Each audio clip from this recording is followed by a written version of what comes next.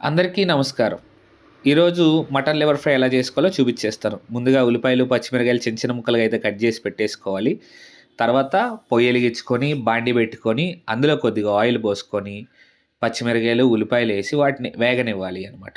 అలా అవి వేగిన తర్వాత అల్లం వెల్లుల్లి పేస్ట్ ఏసుకొని, అది కూడా వేగనివ్వాలనమాట. పచ్చి వాసన పోయేంత వరకు అల్లం వెల్లుల్లి పేస్ట్ వేగనివ్వాలి.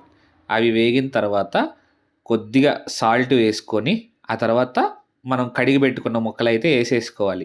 అది కొంచెం సేపు ఉడికిన తర్వాత కొద్దిగా కారం ఏసుకోవాలనమాట. కారం ఏసుకొని అలా ఒక 5 నిమిషాలు మగ్గనిచ్చిన తర్వాత వాటర్ పోసుకోవాలి.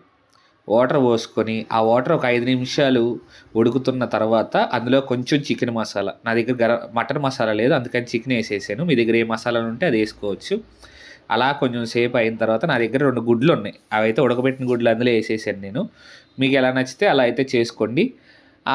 ఆ తర్వాత అలా ఉడుకుతున్నప్పుడు ఆ నీళ్ళన్నీ ఇంకిపోయేంత వరకు ఉంచుకోవాలనమాట. ఇంకిపోయిన తర్వాత దించేసుకోవడమే. సింపుల్ ప్రాసెస్‌లో అయిపోయింది. అయితే ఇంత మంచి వీడియో మీకు చెప్పాను గదా! ఒక లైకు, ఒక సబ్‌స్క్రైబు, ఒక కామెంట్ చేయండి ప్లీజ్.